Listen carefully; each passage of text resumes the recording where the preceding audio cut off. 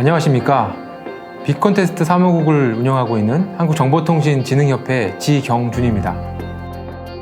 2019년도에는 오프라인에서 대회 참가자분들을 만났으나 이번 대회는 코로나19로 인하여 부득이하게 온라인으로 설명회를 진행하게 되었습니다. 그럼 지금부터 제8회 2020 빅콘테스트 설명회를 시작하도록 하겠습니다. 먼저 오늘 설명회 일정을 간략하게 말씀드리겠습니다.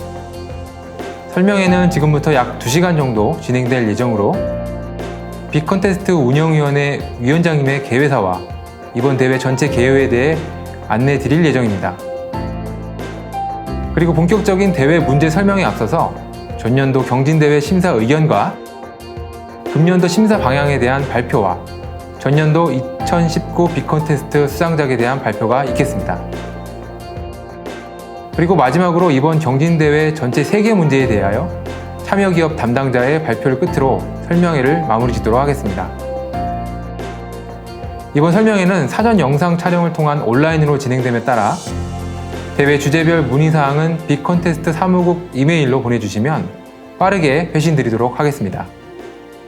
그럼 본격적으로 2020 빅콘테스트 설명회를 시작하도록 하겠습니다.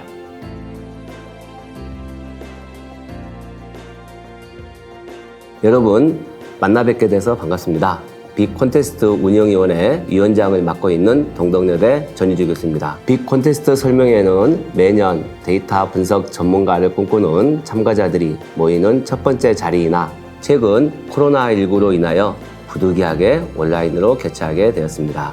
2013년부터 올해로 8번째를 맞이하는 빅콘테스트는 2019년에는 1,300여 팀이 참가하여 20개 팀 본상 수상자를 배출하는 등의 명실상부 국내 최대 규모의 데이터 분석 경진대회로 자리매김하였습니다. 빅콘테스트는 매회 다양한 산업 분야의 기업들이 실제 업무에 활용하고 있는 데이터를 제공함으로써 대회 참가자들은 학교 등에서 쉽게 접하지 못하던 데이터를 다뤄볼 수 있어 타 경진대회와 비교하여 특히 흥미롭고 매력적인 대회라고 자부할 수 있습니다. 자, 올해는 코로나19로 인해 누구도 예상치 못한 일상생활의 변화 속에서 통신, 금융, 유통, SNS, 물류, 스포츠, 홈쇼핑 등 우리 생활과 밀접한 기업 데이터를 중심으로 대회를 준비하였습니다. 이번 대회를 통하여 최근 사회적 현안 이슈 해결과 동시에 기업 경쟁력 강화를 위한 혁신 서비스 모델로서 참가자들이 제시할 다양한 분석 기법과 아이디어들이 벌써부터 기대됩니다. Don't wish for it, work for it. 바라만 보지 말고 그것을 향해 움직여라는 명언이 있습니다.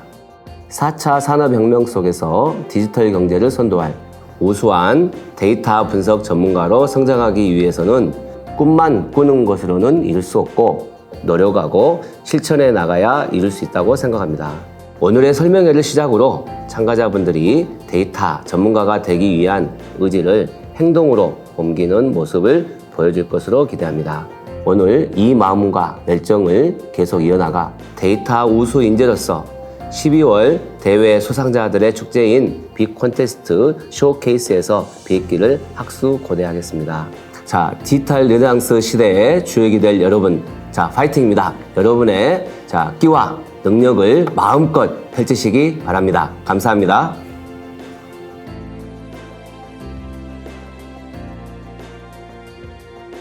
지금부터 제8회 데이터 분석 경진대회 2020 빅콘테스트에 대하여 설명드리겠습니다.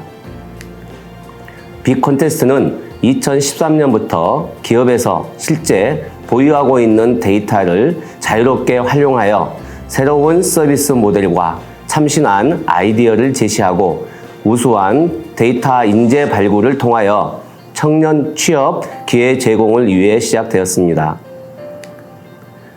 2020년 대회 시작일은 8월 3일이며 7월 20일부터 사전 참가 접수를 받고 있습니다. 대회 운영 기간은 대회 결과물 제출일인 9월 28일을 끝으로 7월 20일부터 9월 28일까지입니다. 이후에는 1차 서류 심사와 2차 PT 발표 심사를 거쳐 12월 15일에 빅 콘테스트 쇼케이스를 통하여 시상식을 진행할 예정입니다. 2019년 대비 올해에는 자율평가를 위한 리더보드 대신 사전 점검과 서포터즈 운영이 추가되었으며 특히 2019년과 달리 대회 참가 접수 기간 이외에는 참가 신청이 불가하오니 필히 사전에 참가 접수 신청을 해주시기 바랍니다. 다음은 대회 참가 대상 및 자격입니다. 본 대회는 개인 또는 팀으로 최대 5명까지 구성이 가능하며 대회 시작일 기준으로 데이터에 관심이 있는 전국 중학생, 고등학생, 대학생, 일반인 누구나 참여가 가능합니다. 단 데이터 분석 및 컨설팅 업체 소속 임직원은 참여가 불가능합니다. 퓨처스 리그의 경우 작년과 동일하게 데이터 영재 육성과 미래의 꿈나무들에게 기회를 제공하고자 전국 중고등학생 및 대학생, 대학원생에 한하여 참여할 수 있습니다. 또한 분야별 중복 참가가 가능하며 중복 수상 시에는 최상위 등급으로 시상이 진행될 예정입니다. 다음은 대회 문제입니다. 대회 문제는 주어진 문제에 대한 분석 과정을 거쳐 혁신적인 방안을 제시하는 혁신 아이디어 분야와 주어진 문제의 분석 과정을 거쳐 해답을 제시하는 데이터 분석 분야로 구분되며 세부적인 대회 문제는 이후 각 참여 기업에서 상세히 설명드리도록 하겠습니다. 대회 데이터는 대회 시작일인 8월 3일부터 홈페이지를 통하여 다운로드 가능합니다. 제출 마감일 이후에는 산학연 전문 심사위원을 통하여 1차 서류 심사, 2차 발표 심사로 진행됩니다. 혁신 아이디어 분야는 아이디어 및 POC의 창의성, 참신성 및 우수성, 데이터 활용성 및 분석 방법의 합리성 중심으로 평가가 진행되며 데이터 분석 분야, 퓨처스 리그의 경우 KBO 정규 시즌 종료 이후 잔여 경기에 한하여 팀별 승률, 타율 및 방어율, 예측값에 대하여 평가하게 됩니다. 마지막으로 데이터 분석 분야 챔피언 리그의 경우 평가 데이터 기반의 편성별 판매 실적 예측의 정확도와 편성 최저가 방안, 모형에 대하여 통합하여 평가가 진행됩니다. 다음은 결과물 제출입니다. 별도의 양식이 없는 자유 양식으로 분량의 제한은 없습니다. 다만 2차 발표 평가 자료를 기준으로 작성되어야 하며 재현 가능한 분석 과정 데이터를 제출하여야 합니다. 제출 결과물에 대해서는 결과물 제출 이전에 다시 한번 더 자세히 홈페이지를 통해 안내 드리도록 하겠습니다. 다음은 대회 혜택 부분으로 총 상금은 5,900만 원 수준이며 과학기술정보통신부 장관상 3점 외 주최, 주관사 대표상 등으로 구성되어 있습니다. 아울러 수상자는 데이터 우수 인재 기업 매칭 프로그램인 빅 매칭 캠프에 참여할 수 있는 기회를 제공할 예정입니다. 자, 마지막으로 2019년 전년도 대비 경진대회에 달라진 점은 체계적인 데이터 탐색 및 분석 계획 수립을 위한 사전 점검과 대회 참가자들의 분석 능력 및 출품작에 대한 품질 향상을 위한 서포터즈를 운영할 예정입니다. 사전 점검은 대회 참가 등록자 전체를 대상으로 8월 17일부터 9월 4일 기간 내 데이터 분석 계획서를 제출하도록 되어 있습니다. 제출된 자료는 1차 서류 심사 시 점수에 반영될 예정입니다. 서포터즈는 전년도 수상자의 경험담, 문제 해결 능력, PT 발표 방법 등 대회 참여 노하우를 공유하는 자리로 1차 서류 평가 통과자를 대상으로 진행하게 됩니다. 자, 이상으로 2020 빅 콘테스트 대회 요강에 대한 설명을 마치도록 하겠습니다. 자, 참가자분들의 건승을 기원합니다. 감사합니다.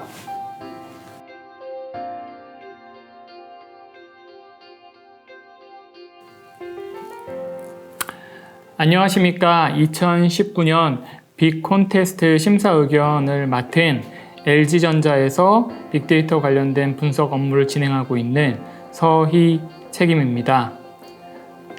저는 재작년 한 3년간의 빅콘테스트 심사를 담당했었고, 오늘 여러분에게 말씀드리고자 하는 것은 2020년도에 빅콘테스트에서 여러분이 주요 봐야 되는 항목과 빅데이터 분석이라고 하는 항목에 대한 내용들을 다소 커먼하게 설명을 좀 드리도록 하면서, 이를 통해서 여러분들이 그 심사물을 준비하면서 어떤 항목에 대해서 좀 더 집중해야 될지에 대해서 가이드를 드려보도록 하겠습니다. 2019년도에는 빅콘테스트 참가 분야는 크게는 빅데이터를 활용한 미세먼지, 사회적 영향 분석 및 비즈니스 아이디어를 제시하는 항목과 그 다음에 분석계 영역 예측 태스크인 항공 운항 데이터를 활용한 항공 지연 예측, 그 다음에 게임 활용 데이터를 활용해서 게임 유저의 잔존 가치를 고려한 고객 이탈 예측 모형에 대해서 진행을 했었습니다. 여러분들이 이런 분석 형태의 분석 혹은 추론 과제의 태스크와 예측 과제에 대한 태스크 중 어떤 태스크에 참석을 해야 될지에 대해서 이 분석에 대한 심사 의견들을 설명드리도록 하겠습니다. 첫 번째, 분석 추론 태스크에 대해서 말씀을 좀 드려보도록 하겠습니다. 결국에 분석이라고 하는 것들은 가장 중요한 핵심 지표들과 그다음 우리가 어떠한 형태의 데이터를 통해서 이 사회 현상들을 해석하고 우리가 원하는 특정한 비즈니스 목적에 맞춰서 이야기할 수 있느냐가 제일 중요합니다. 우리가 해결하기 위한 문제에 대한 상황과 이 문제에 대한 내용들이 잘 해결되었는지를 확인할 수 있는 지표라는 걸 정의해야 되고, 그 좋은 지표에 대한 내용들이 다음과 같은 내용들이 있습니다. 분석 추론 태스크에서 여러분들이 앞서 말씀드렸던 올바른 지표를 선택하기 위한 고려사항에 대해서 좀 말씀을 드려보도록 하겠습니다. 지표라는 것들을 굉장히 잘 표현하고 있는 책 중에 하나가 옆에서 보시고 계시는 린 애널리틱스라고 하는 책이며, 거기에서 굉장히 중요한 메시지가 하나 있습니다. 분석의 본질은 사업의 매우 중요한 지표를 추적하는 것이다.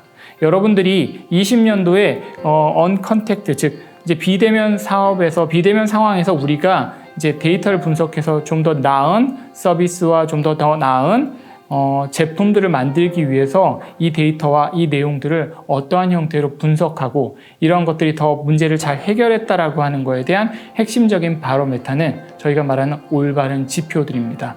이런 올바른 지표들은 당연히 다양한 형태로 기술되어질 수 있고, 정성적인 지표와 정량적인 지표, 혹은 우리가 알고 있는 실질적인 지표나 허상적인 지표, 그 다음에 탐색 지표와 우리가 소위 말하는 그 자체에 대한 결과물을 파악하기 위한 보고 지표, 또한 어떤 문제가 생기기 전과 후에 대한 내용들이 다르게 기술되어지는 선행 지표와 후행 지표로 표현되어질 수 있습니다.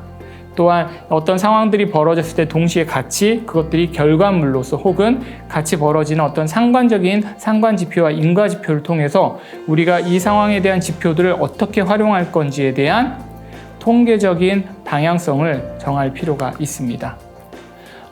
분석 추론 태스크에서 지표는 사업에 따라 다를 수 있습니다.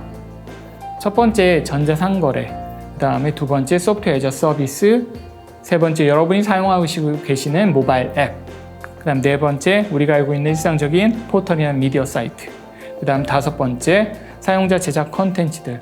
이런 것들에 대한 비즈니스의 상황마다 우리가 추적하고 확인해야 되는 지표들이 다를 텐데, 그 지표들은 결국에 그 사업의 목적에 따라 다르게 정의될 것이고, 여러분들이 비대면 상황에서의 제한하는 서비스 또한 여러분이 사용하고자 하거나 제한하고자 하는 서비스의 영역마다 다르게 해결되어지고 다르게 정의될 필요가 있습니다. 그래서 전자상거래의 경우에는 당연히 우리가 알고 있는 것처럼 구매의 전환율 혹은 장바구니, 그 다음에 특정한 사람이 검색한 정보들, 그 다음에 소프트웨어 애저 서비스의 경우에는 결국에 유료 서비스 가입, 그 다음 상향 판매, 이탈률, 이런 것들이 포함되어질 수 있고, 모바일 앱의 경우에는 다운로드나 앱 크기, 그 다음에 매출 혹은 이 사람들이 앱을 설치하고 나서 앱을 지우기 전까지 사용하는 비용, 이런 것들을 통해서 우리가 사업 목적에 따른 지표들을 개별적으로 정의하실 필요가 있고, 여러분들이 해당되는 분석 태스크를 수행하면서 제안하시게 되는 POC의 시나리오에 따라서 그런 사업 목적에 따라 그 지표들은 언제든 다르게 정의되어질 수 있습니다. 2020년도에 빅 콘테스트는 뉴 노멀 시대를 위한 서비스 아이디어 및 POC 컨셉의 결과를 제시하는 것이 필요하고, 이러한 데이터들은 질병 데이터, 그 다음 유동인구 데이터, 카드 매출 데이터, SNS 데이터 같이 실제 한 명의 개인의 고객들 혹은 사람들이 실제로 발생시킬 수 있는 다양한 행동 데이터를 통해서 이 사람들의 행동이 사회적으로 어떻게 임팩트가 있는지를 파악해서 이러한 뉴 노멀 시대에 대한 적절한 서비스 모델을 제안하시기를 바라고 기대하고 저희는 기다리고 있도록 하겠습니다. 자, 이번에는 예측 태스크에 대해서 말씀을 드리도록 하겠습니다. 결국에 어떤 상황과 내용들을 결국에 예측해서 미래에 대한 내용들을 사전적으로 대응하는 것이 결국에 제일 중요한 예측 태스크의 일들일 텐데요. 2019년도에는 빅테스트 콘테스트에서 항공 운항 데이터를 통해서 항공 지연을 예측하고 이 항공 지연이 예측된 거에 따라서 공항에서 해결할 수 있는 문제들과 사전적으로 준비할 수 있는 일들에 대한 비즈니스 효과성을 보고자 했던 것이고, 그다음 게임 활동 데이터를 활용해서 결국에 게임 활동을 통해서 고객들은 혹은 게임 활동하는 유저들은 더 많은 돈들이나 그들이 사용하는 아이템들을 더 잘 활용할 수 있도록 하기 위해서는 이 사람들이 이탈할 때마다 적절한 형태의 오퍼링이 필요한데, 이런 예측 모델이라고 하는 것들이 가장 중요한 핵심 키포인트 중에 하나인 것입니다. 여러분들이 어떤 태스크를 참석하시던 결국에 예측 문제라고 하는 것들이 근본적으로 가지고 있는 가장 중요한 한 6가지의 요소들을 먼저 파악하실 필요가 있습니다. 예측 문제는 근본적으로 단일 모델을 사용하기엔 굉장히 어려운 구조를 가지고 있습니다. 여러 문제에 대한 내용들의 데이터와 상황들이 섞여져 있기 때문에 그러한 것들에 대한 모델을 정하는 것이 굉장히 중요하고, 그 다음에 이러한 데이터들이 결국에 어떤 방식으로 왜곡되어지고 그 다음에 적절한 모델들을 어떻게 사용할 건지에 대해서는 결국에 데이터를 하나하나씩 쪼개서 봐야 되는 탐색적 데이터 분석이 필요합니다. 그리고 이런 걸 통해서 결국에 그런 어떤 특정한 목적과 상황에 맞는 피처 엔지니어링과 데이터에 대한 알맹이가 빠져 있는 데이터 임퓨테이션, 그 다음 데이터의 왜곡에 대한 내용들을 적절하게 보충할 수 있는 데이터에 대한 클린징 작업들이 필요하고, 이런 것들을 통해서 어떤 해당되는 핵심 어큐러시나 정보들이 나오면 이런 거를 모델 파라메타를 튜닝하는 일반적인 최적화 작업들을 합니다. 이런 것들이 결국에 모델 사이드의 운영으로 이제 서비스랑 연결되기 위해서 결국에 데이터 분석은 실제 서비스랑 운영되어질 텐데, 그런 모델의 운영의 관점에 대한 내용들도 사실은 굉장히 중요하게 다뤄져야 되는 포인트 중에 하나입니다. 작년부터 시작해서 최근 들어 데이터 분석 모델에 관련된 이런 기법과 내용들이 모든 참가자들이 굉장히 상향 평준화가 되어 있습니다. 그렇기 때문에 여러분들이 준비하실 때 굉장히 열심히 준비하셔야 되고, 이런 상향 평준화 안에서 여러분들의 모델링과 여러분들의 데이터 분석에 대한 전체 플로우의 흐름들이 어떻게 하이라이트 되어지고 두드러지고 혹은 다르게 보여질 수 있도록 할 건지에 대한 독창성에 대한 포인트들이 굉장히 올해는 중요하게 다루어질 심사 기준 중에 하나이겠습니다. 작년에 있는 장표랑 사실은 거의 비슷하지만 여기에서 굉장히 달라진 항목들이 아래에 있는 딥러닝에 관련된 모형입니다. 즉, 예측 모델은 결국에 클래스에 대한 불균형과 정확도와 그 다음에 앙상블 스태킹 같은 일반적인 방법들을 사용해서 이 모델에 대한 어프로치들이 일원화되어지고 있는데, 이런 모델에 대한 단일화 작업들을 조금 더 독창성 있게 다른 형태의 모델을 제안하시는 것들을 이번 컴페티션에서는 좀 추천드리고자 합니다. 결국에 이제 이런 모델에 대한 내용들이 의사결정되어지기 위해서는 결국에 앞서 있는 여러 형태의 데이터들을 여러분들이 굉장히 집중적으로 분석해 주셔야 될 텐데, EDA는 기본적으로 굉장히 중요한 일이고, 이런 EDA 업무들을 하면서 굉장히 많은 시간들을 소비하실 텐데, 이러한 시간을 소비하면 소위 말하는 저희 쪽에서는 이제 주와 인마라고 하는 이런 데이터를 분석하면서 뱅글뱅글 돌아가는 이러한 이터레이션들을 적절하게 회피하실 수 있는 의사결정이 필요하실 겁니다. 데이터 분석 팀장님은 이런 EDA에 대한 데이터를 통해서 피처를 뽑을 수는 있지만 이 모든 피처들을 거기서 뽑아낼 수 없기 때문에 이런 EDA를 통해서 데이터를 분석하고 모델을 선택하는 적절한 전략이 필요하다는 것들을 제안드립니다. 예측 태스크에서 가장 중요한 포인트로 보고 있는 것은 피처 엔지니어링 데이터 임퓨테이션입니다. 결국에 수많은 데이터들이 결측이 있고 그다음 수많은 데이터들이 불균형하게 존재할 텐데 이러한 데이터들에 대한 항목들을 여러 형태로 채워나감에 있어서 이제 저희는 뭐 일반적으로 평균을 쓴다든지 민, 맥스 혹은 미디안의 값을 사용할 텐데 이러한 값을 사용하는 것들이 굉장히 중요한 의사결정이고 이러한 정보들을 활용하실 땐 반드시 도메인과 현재 문제 상황들을 잘 이해하신 상태로 데이터를 임퓨테이션하기 추천드립니다. 그렇게 되지 않으면 그런 데이터들이 전체 영역에서의 바이어스가 발생을 해서 여러분들의 예측 결과에 대한 내용들이 굉장히 어려워질 수 있기 때문에 항상 조심스럽게 이러한 작업을 진행하시기 바라고 데이터 임퓨테이션에 대한 일반적인 패키지를 활용하는 것들은 제가 비추천드리고자 하는 것들은 여태까지 한 4, 5년 동안 제가 심사위원을 진행하면서 좋은 결과를 얻었던 케이스를 못 봤기 때문에 기대하지 마시고 정확하게 데이터를 이해하는 상황에서 분석 관점에서의 데이터 임퓨테이션 하기를 추천드리는 것이 세 번째 도메인 날리지입니다. 이번에 2020년도에는 그 야구 데이터와 홈쇼핑 데이터를 활용해서 데이터를 분석 업무를 하고 계시기 때문에 야구에 대한 도메인을 잘 이해하실 수 있어야 되고 홈쇼핑을 구매하는 사람으로서의 구매자로서의 데이터를 바라보시는 이런 어떤 인식의 전환이 반드시 필요하실 겁니다. 예측 태스크를 통해서 모델링을 선택하고 데이터 임퓨테이션을 하고 예측 모형을 만드실 때 결국에 이제 그 뒤에 많은 작업들이 진행을 하면서 최적화에 관련된 내용들이 결국에 파라미터 튜닝을 통해서 순위를 뒤바꾸게 됩니다. 그래서 여러분들이 EDA와 모델링을 선택하고 그 다음에 이 모델링에 대한 하이퍼 파라미터를 튜닝하는 거에 대한 시간을 잘 밸런싱해서 결국에 컴페티션을 통해서 순위를 결정하는 일이기 때문에 그러한 항목들을 잘 활용하시기 추천드리고 그거에 대한 다양한 패키지들은 다음과 같이 제안을 드리도록 하겠습니다. 이런 걸 통해서 최적화에 대한 내용들도 사실 양날의 검과 같아서 과적화과 그다음 시간에 대한 내용들을 어떻게 해결하실 건지를 데이터 분석팀 혹은 팀 안에서 다양한 형태로 전략을 따서 고민하시길 바라겠습니다.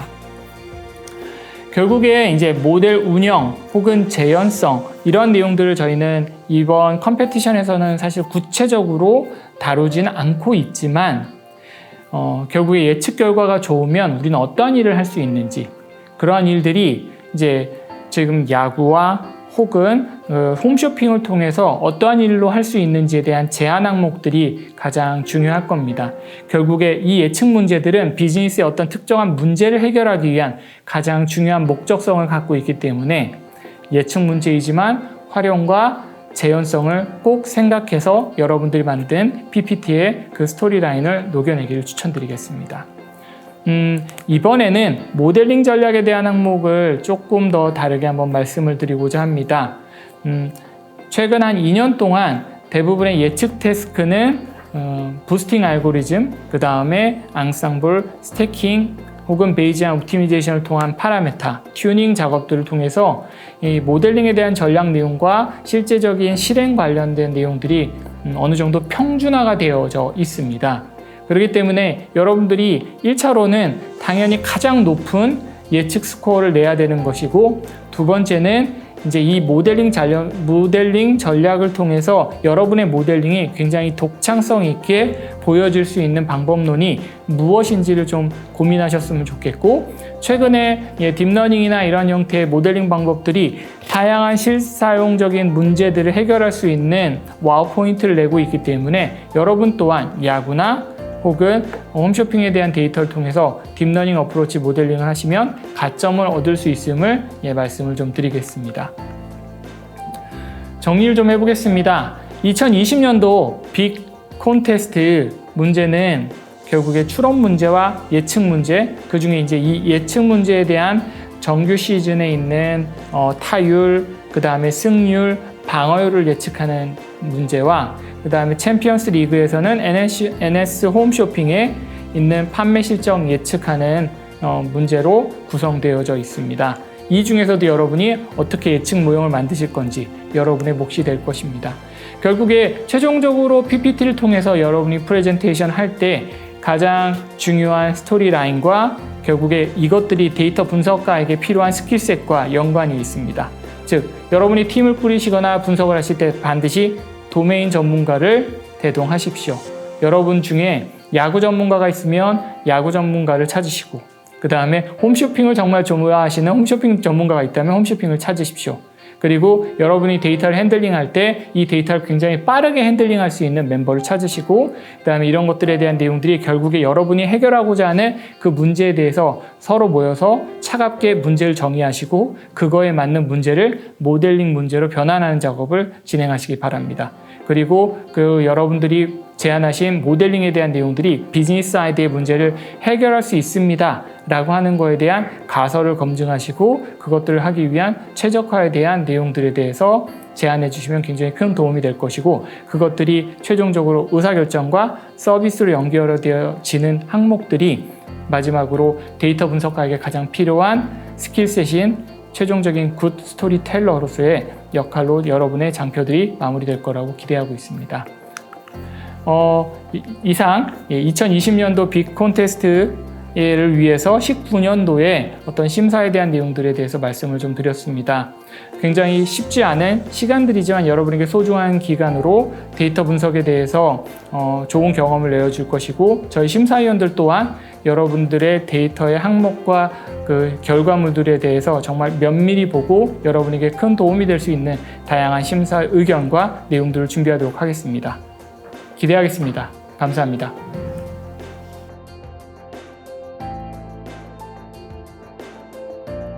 안녕하세요. 이노베이션 분야 수상을 하게 된 차지윤이라고 합니다.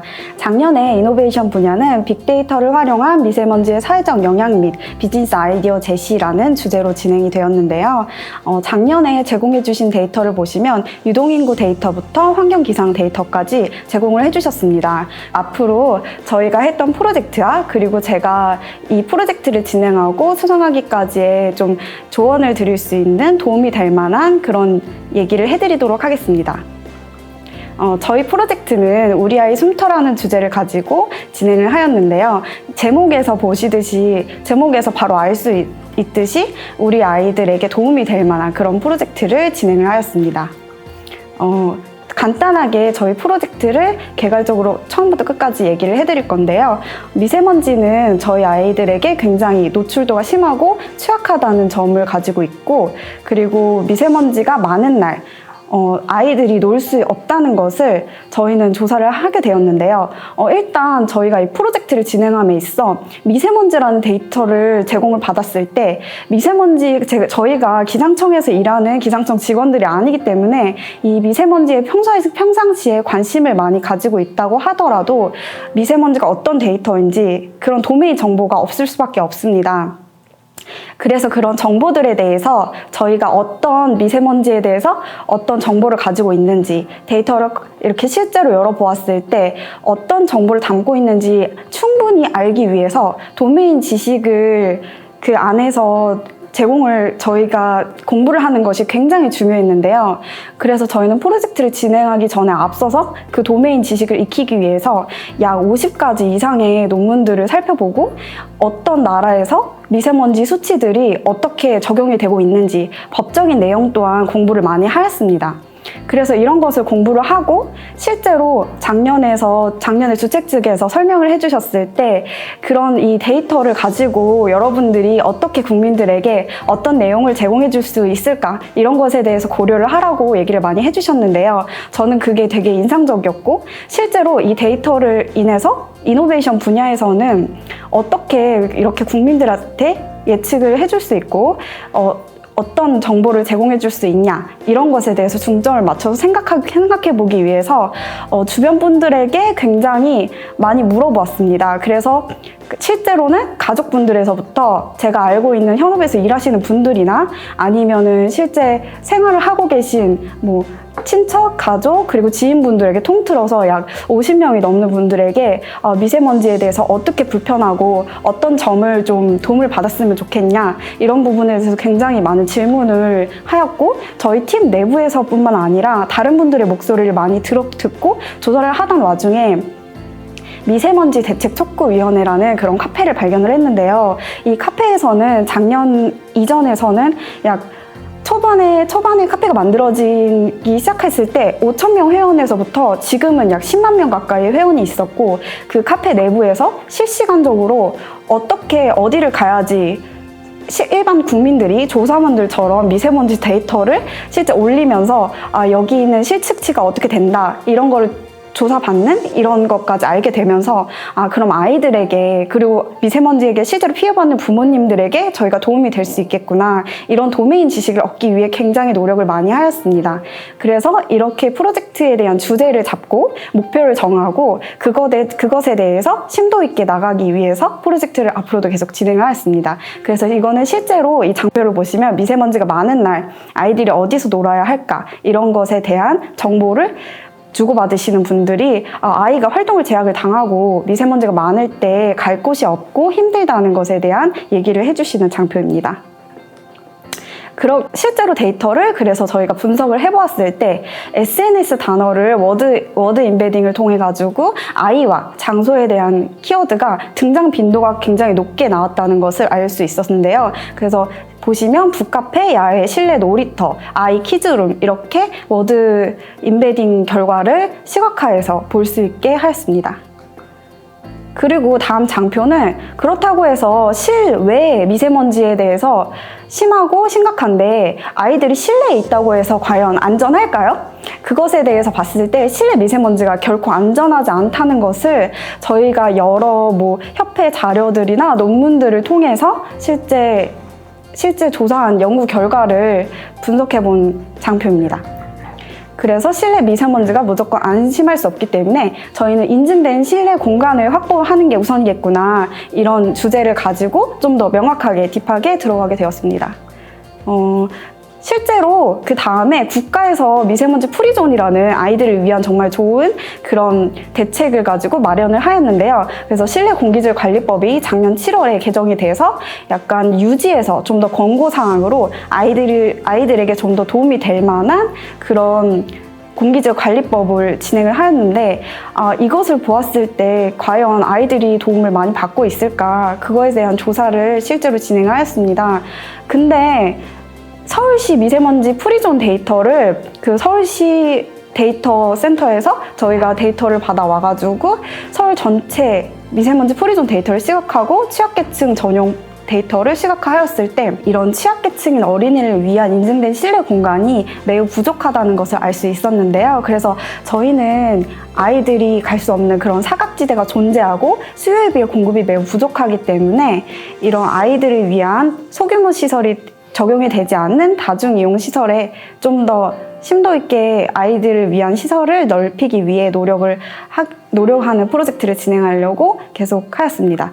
그래서 저희의 프로젝트의 주제를 설명해 드리자면 저희는 우리 아이 숨터 확장 프로젝트를 진행하였고 이 우리 아이 숨터 확장 프로젝트는 우리 아이들이 마음껏 숨 쉴 수 있는 실내 장소를 우리 아이 숨터로 정의를 하였고 그리고 데이터 분석을 통해서 우리 아이 숨터가 필요한 장소를 수요에 따라 리스트업하고 그것을 인증기관에게 제공해 주는 식으로 진행을 하도록 하였습니다. 그래서 실제로 저희가 데이터를 받았을 때 K-웨더 데이터 그리고 와이즈넛이 제공해준 데이터나 그런 미세먼지 데이터들 그리고 SK 카드 매출 데이터, 유동인구 데이터, 신한카드 카드 매출 데이터 등 이런 데이터를 받아보았을 때 미세먼지 데이터를 먼저 분석을 해보았는데요. 미세먼지 데이터는 미세먼지라는 그런 도메인 특성상 미세먼지가 한 곳에, 한 지역에 항상 같은 수치를 가지고 있는 것이 아닙니다. 뭐 이거는 당연한 얘기겠지만 그 미세먼지라는 데이터는 실제적으로 그 날별로 매우 변동을 하고 시간별로, 그 시각별로 매 시시간 변동을 하는 그런 특성을 가지고 있기 때문에 이런 도메인 특성을 잘 살린 분석이 필요했습니다. 그래서 미세먼지 데이터를 실제로 까보았을 때 그 데이터가 실측치, 결측치, 이상치가 굉장히 많았기 때문에 그런 것들을 먼저 제거를 하고 이런 비어있는 데이터들을 어떻게 보관을 해야 될까 했을 때 저희는 그런 좌표를 캐리에드에서 제공해 주신 미세먼지 데이터의 좌표를 기반해서 결측치를 보관할 수 있는 그런 큐빅 보관법을 사용하였습니다. 그 다음으로 이 미세먼지 데이터를 저희는 아이들이 갈 수 있는 장소, 좀 더 많이 갈 수 있는 장소, 그리고 그러면서도 미세먼지가 심한 동, 아이들이 많이 살고 있는 지역, 그런 곳에서 어떻게 어떤 동이 지금 미세먼지 프리존이 좀 더 확대를 돼야 할까 하는 것에 대한 고민을 많이 하였고, 역대적으로 페이지 랭크 이론을 가지고 와서 어디가 더 심한 동인지, 어떤 곳에 더 필요한지에 관한 것은 페이지 랭크를 이용한 알고리즘을 가지고 왔습니다. 역대 도마 선수 랭킹 논문이라는 이 논문에서는 페이지 랭크 이론을 사용하여서 좀 더 그 역대로 네트워킹을 산출해낼 수 있는 논문인데요. 예를 들어서 A, B라는 선수가 2018년에 경연을 치렀습니다. 그런데 2019년에는 BC라는 선수가 경연을 치렀고 2020년에는 아예 상관없는 D라는 선수가 경연을 치렀을 때 누가 정말로 잘하는 선수이고 누가 좀 더 뒤처진 선수인가, 이런 역대 랭킹을 산출할 필요가 있었을 때 페이지 랭크 이론을 적용해서 이 역대 선수들의 MVP 선수들을 추려낼 수 있는 그런 네트워크 이론입니다.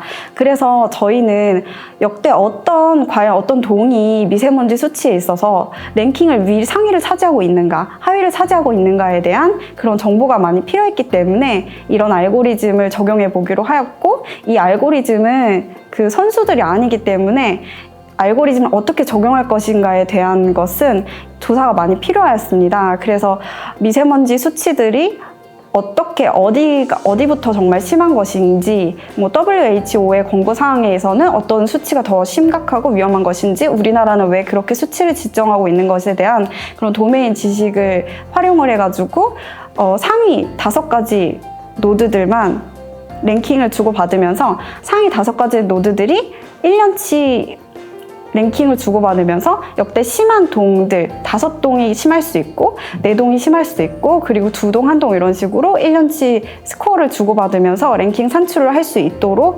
알고리즘을 설계하였습니다.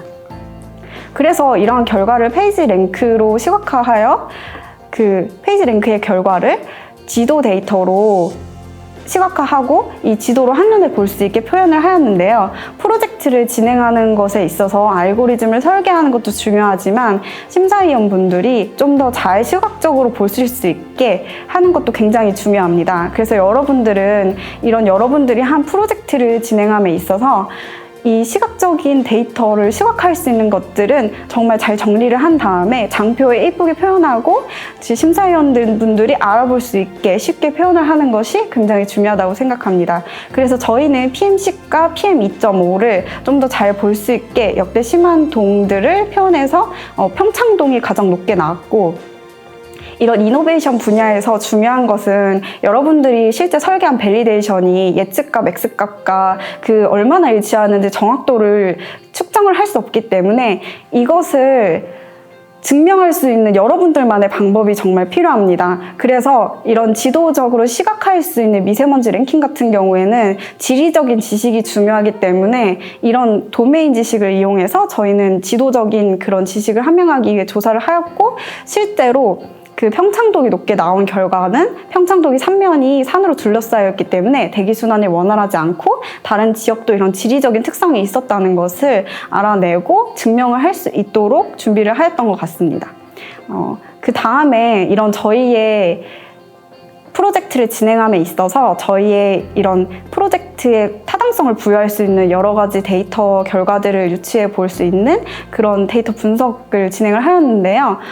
주중 주말로 SKT의 유동인구 데이터를 나누어 보았을 때 실제 취약계층에 있는 분들이 많이 주중에서 주말에 많이 미세먼지 데이터와 음의 상관관계를 가지고 있었고 이런 데이터를 유추해 봤을 때 좀 더 어린아이들이 미세먼지에 취약하다는 걸 알 수 있었습니다. 근데 여기서 저희가 이문점을 가진 것은 60대 이상의 분들이 실제로는 양의 상관관계에 나왔기 때문에 좀 더 밖에 나가서 지낸다는 것을 나타내주기 때문에 저희가 분석을 잘못하였나 이런 것에 대한 약간 의문점이 있었는데, 이것은 심사를 할 때 심사위원분들께서 질문을 던져주셨고 저희가 고민을 했던 부분이었는데 명쾌하게 해결을 해주셨는데, 이 부분에 대해서는 60대 분들이 좀 실내에서 가족분들이 더 많이 있었을 때 불편함을 느끼기 때문에 좀 더 많이 나가신다는 점으로 해결을 해주셨습니다. 그렇기 때문에 여러분은 데이터에서 이게 이상하다고 했을 때 무조건 아니라고 생각하지 마시고 어떤 이유가 있을 것인지 타당성을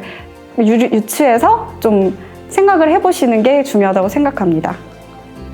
그 다음에 매출 데이터 분석을 해보았는데요. 저희가 매출 데이터 분석을 해보았을 때 PM10과 유류 연료 판매 매출이 가장 음의 상관관계가 취약계층이 높게 나온 것을 알 수 있었습니다. 그래서 유류 연료 판매가 취약계층이 높게 나온 것을 확인했을 때 우리 아이들 부모 세대들이 잘 나가지 않는다, 이런 것도 알 수 있었습니다.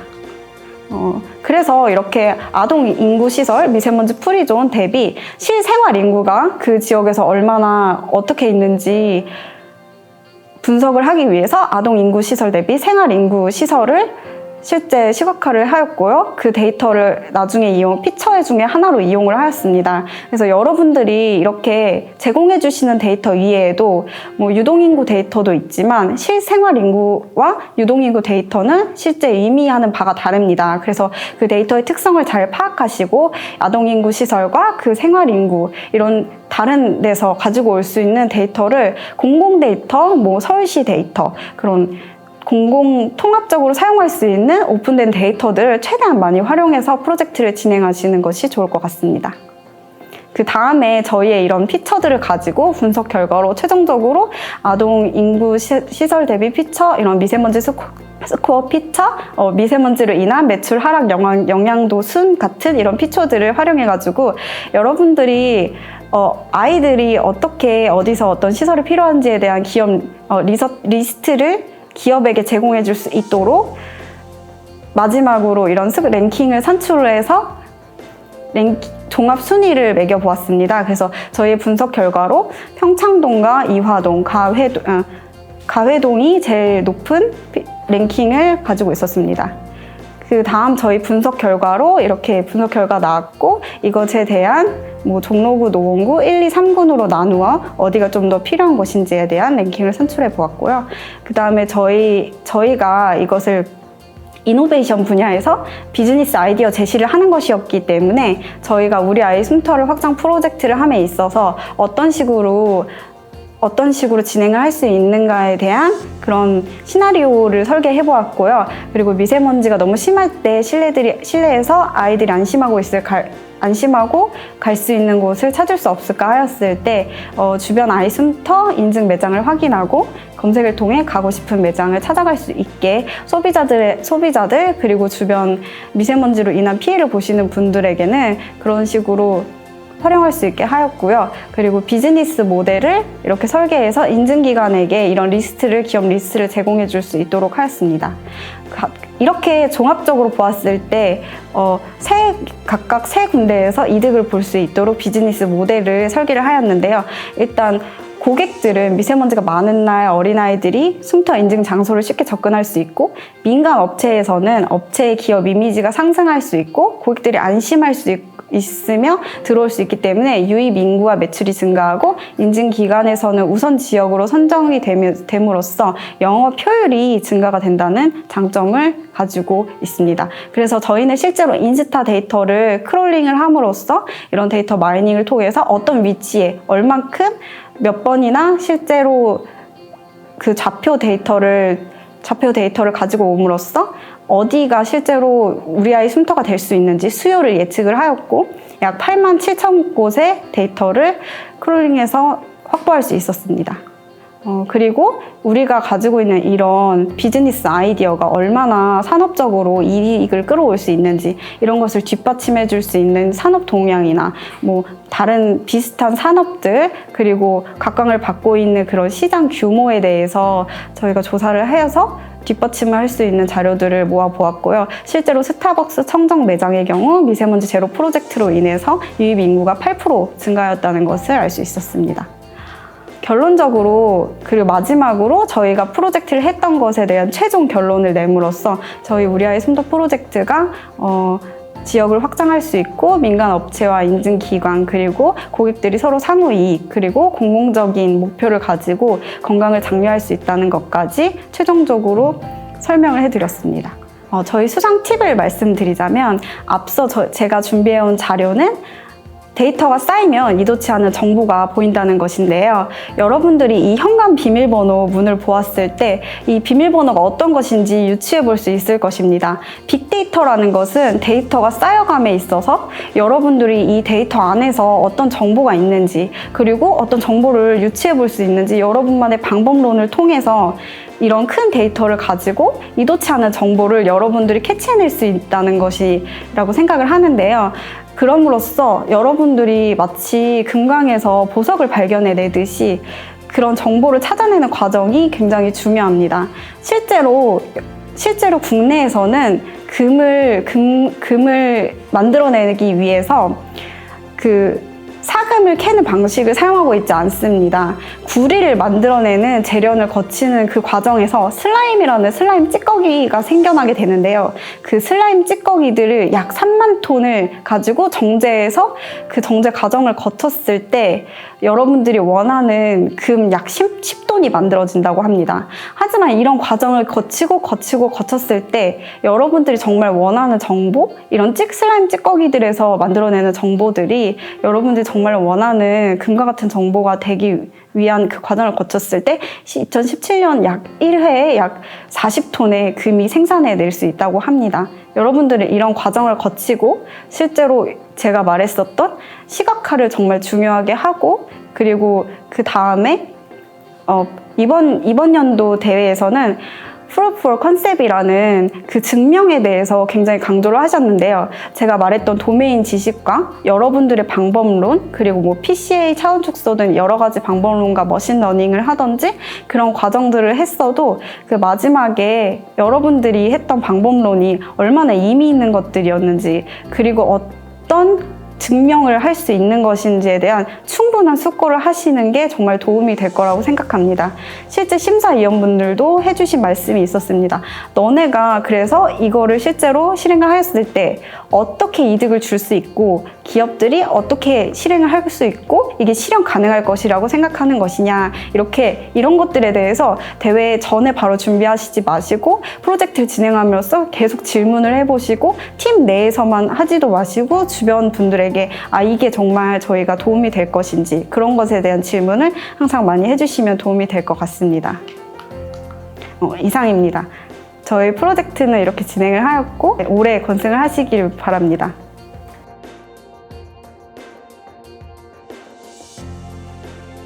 안녕하세요. 저는 2019 빅콘테스트에서 규복동 팀의 팀장으로 참여했던 김동우입니다. 저도 작년 비슷한 시기에 빅콘테스트 대상 수상자의 발표를 들었던 기억이 나는데 올해는 제가 발표를 하게 되어 감회가 굉장히 새롭습니다. 다음 페이지부터 보시면은 먼저 저희가 참여했던 2019 빅콘테스트 챔피언스 리그의 문제를 이제 간략하게 설명드리겠습니다. 대회에서는 NC소프트의 대표작인 리니지 게임의 데이터가 주어졌습니다. 그리고 이를 활용해서 유저들이 게임에서 이탈하는 것을 예측하는 것이 대회 주요 주제였습니다. 당시 대회 문제를 구체적인 도식으로 표현한 그림인데요. 모두 3가지 시점의 데이터가 주어졌고요. 첫 시점의 데이터는 트레이닝, 나머지 2시점의 데이터는 테스트에 사용이 되었습니다. 설명 변수로는 28일간의 활동, 전투, 혈맹, 거래, 결제 등 리니지라는 게임의 다양한 측면을 반영하는 데이터가 주어졌습니다. 그리고 이를 바탕으로 이후 70일간의 2가지 값을 예측해야 했는데요. 첫 번째는 유저의 생존 기간 이라는 일종의 게임을 꾸준히 한 기간이었고, 두 번째는 70일간의 평균 결제 금액이었습니다. 본격적인 분석 방법을 설명드리기에 앞서서 저희가 데이터 전처리에 사용한 대표적인 방법을 말씀드리겠습니다. 첫 번째 예시는 범주형 변수의 처리입니다. 리니지에는 약 40개 이상의 서버가 존재하는데요. 이를 모두 더미 베리어블로 처리를 하면 설명 변수의 차원이 급증하는 문제가 발생합니다. 그래서 저희는 데이터에서 서버의 특징을 추출했고, 이 서로 비슷한 특징들을 가지는 서버들을 하나의 서버 군으로 묶어서 설명 변수의 차원을 최소화하였습니다. 최종적으로는 약 2개, 3개 정도의 서버군으로 묶었었습니다. 다음으로 리니지에는 크게 두 가지 부류의 유저가 존재한다고 생각할 수 있는데요. 첫 번째는 게임을 열심히 하는 유저이고, 두 번째는 일명 작업장이라고 불리는 유저입니다. 작업장은 이제 게임 플레이에는 전혀 관심이 없고, 오로지 현실 세계에 돈을 벌고자 조직적으로 게임 머니나 게임 아이템을 수집하고 판매하는 조직입니다. 저희는 이 유저들이 게임 머니나 게임 아이템을 주고받는 거래 네트워크가 열성 유저와 작업장의 특성을 잘 반영하고 있다고 생각했습니다. 그래서 네트워크 분석 기법을 활용하여 유저 간 거래 데이터에 담긴 중요한 정보를 추출하였습니다. 다음으로 저희 팀은 데이터 전처리 단계에서 시간의 변화에 강건한 모형을 구축하고자 노력하였습니다. 참고로 시간의 변화에 강건한 모형을 구축하는 것은 작년 문제의 핵심 키워드 중 하나였습니다.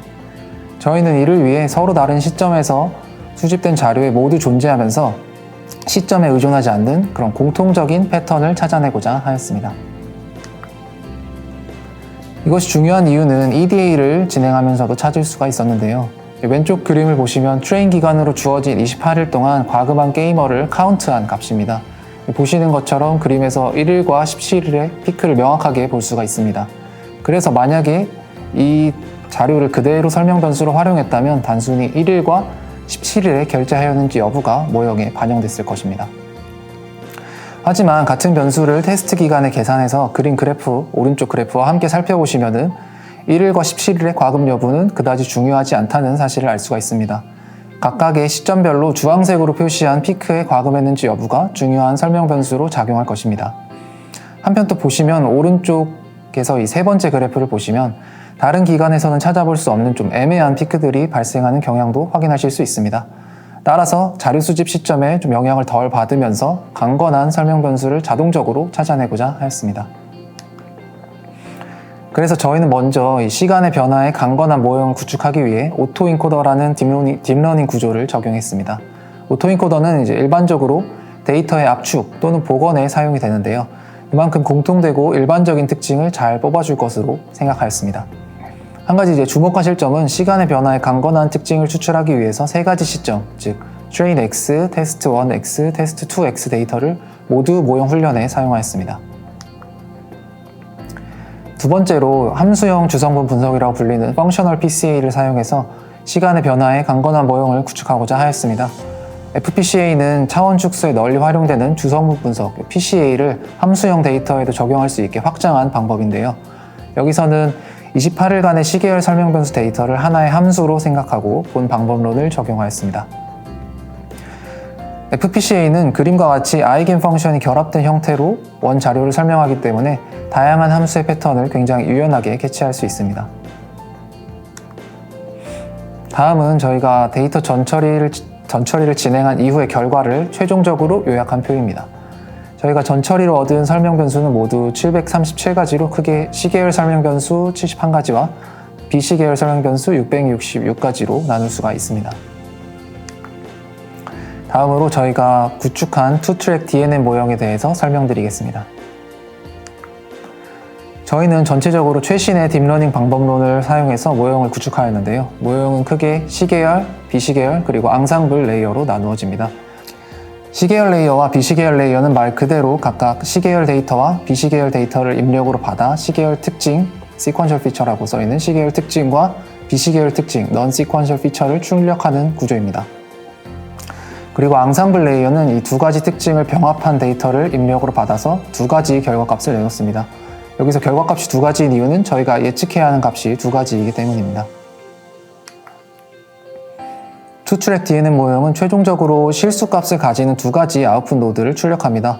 하지만 저희가 예측해야 하는 생존 시간과 결제 금액은 다음과 같이 범위가 좀 제한되어 있는데요. 생존 시간은 1부터 64 사이의 자연수, 그리고 결제 금액은 0 이상의 실수입니다. 따라서 결과 노드를 적절히 변환하는 함수 f와 g를 정의할 필요가 있습니다.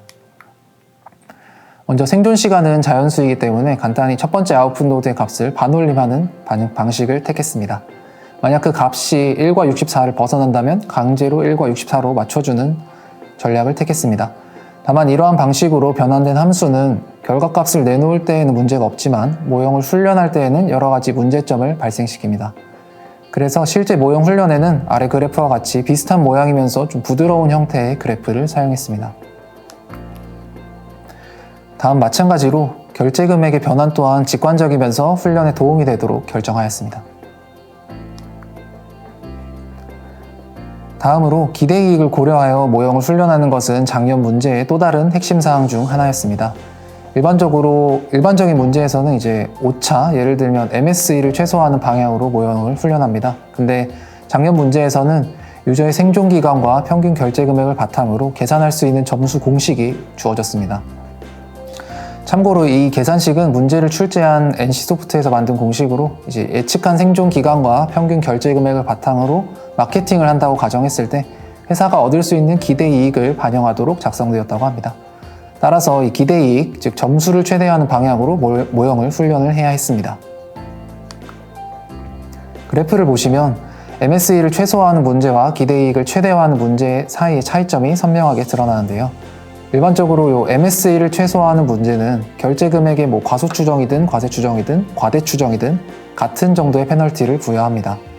하지만 그래프를 보시면 그래프는 이제 점수 공식을 그린 그래프인데요. 왼쪽 그래프에서 그래프가 꺾이는 점이 실제 결제 금액입니다. 살펴보시면 실제 결제 금액을 기준으로 왼쪽이 훨씬 가파른 양상을 보여주고 있습니다.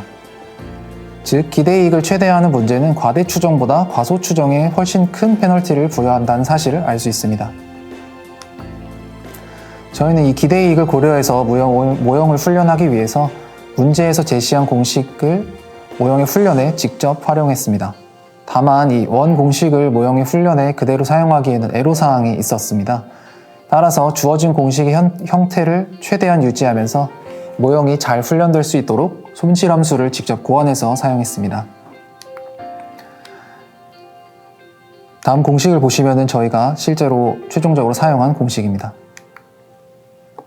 다음은 이외에 저희가 적용한 딥러닝 훈련 방법들인데요. 모두 성공적인 딥러닝 모형의 학습을 위해서 널리 사용하는 방법론으로 배치 트레이닝, 여러 가지 모수 초기화 방법론, 아담 옵티마이저, 주기적 학습률 이런 것들을 사용했습니다. 마지막으로 모형 튜닝에 사용한 방법론을 간단하게 설명드리겠습니다. 먼저 수많은 하이퍼 파라미터를 선택하기 위해서 저희는 이 베이지안 최적화 방법론을 사용했고요. 다음으로 데이터의 수많은 변수 중 유의미한 변수를 선별하기 위해서 일종의 변수 선택 방법론으로 유전 알고리즘을 활용했습니다. 또한 이 교차 검증 방법론을 적용해서 딥러닝의 에폭이라고 부르는 이 훈련 데이터 전체를 한 번 훈련한 횟수를 결정을 해주었습니다. 마지막으로 이 훈련 과정에서 발생했을지 모르는 과적합을 방지하고자 100가지 모형의 예측값들을 중앙값으로 앙상블 해주었습니다. 다음은 이제 저희 팀이 참고한 문헌들의 목록이고요. 그리고 다음은 저희가 사용한 서버와 소프트웨어들의 목록입니다. 마지막으로 작년 대회를 돌아보면서 간단하게 후기를 남기고자 합니다. 우선 저희 팀이 가장 잘했던 점을 몇 가지 꼽아보았습니다. 첫 번째로 저희 팀은 이제 작년 문제에서 제시했던 핵심 키워드를 집요하게 공략했는데요. 아래 그림은 작년 빅콘테스트 설명회 자료에서 발췌한 것으로 보시는 것처럼 시간의 변화에 강건한 모형 구축과 고객의 기대이익을 고려한 모델 구축, 이 두 가지가 핵심 사항으로 서술되어 있습니다. 앞서 저희 발표를 되짚어 보시면 이 두 가지 문제에 굉장히 많은 시간을 할애했음을 확인하실 수 있습니다. 너무 당연한 말이지만 대회에서 제시하는 핵심 문제를 파악하고 그것을 해결하는 데 집중하신다면 여러분들도 좋은 결과를 얻으실 수 있으리라 생각합니다. 다음으로 저희 팀은 배경 지식과 탐색적 데이터 분석 결과를 적극적으로 활용했습니다. 왼쪽 그림은 왼쪽 그림에 아까 보신 슬라이드인데 거래 연결방 분석의 동기에는 리니지 게임에 대해서 저희가 가지고 있던 배경 지식이 아주 중요하게 작용했습니다. 그리고 오른쪽 그림, 아까 마찬가지로 보여드렸던 슬라이드인데 이 또한 시간의 변화에 강건한 모형을 구축하기 위해서 이 아이디어도 이전에 설명드린 것처럼 탐색적 데이터 분석 과정에서 저희가 얻었습니다. 다음으로 저희 팀이 보완했으면 좋았을 점도 꼽아 보았는데요. 첫 번째는 미래 참조의 문제입니다. 조금 전에 말씀드렸지만 저희는 이 시간의 변화에 강건한 모형을 구축하기 위해서 서로 다른 세 가지 시점에서 공통된 특징을 추출하였다고 말씀을 드렸는데요. 그런데 이 방법은 사실 테스트 1 시점에서는 결과를 얻을 수가 없는 방법입니다. 테스트 1 시점에서는 테스트 2 시점의 데이터를 전혀 알 수 없기 때문입니다. 아시다시피 미래 참조의 문제는 데이터 분석 과정에서 언제든지 빠지기 쉬운 함정입니다. 여러분들도 이 점을 항상 염두에 두시면 함정을 피하는 데 꽤 도움이 되시리라 생각합니다. 다음은 저희 팀이 심사 과정에서 지적받은 점 중에 하나인데요. 아무래도 저희 팀이 모형 구축에 집중하다 보니까 데이터를 시각화한 자료를 제시한다거나 모형의 의의와 시사점 이런 것들을 제시하는 데는 좀 부족한 점이 있었습니다.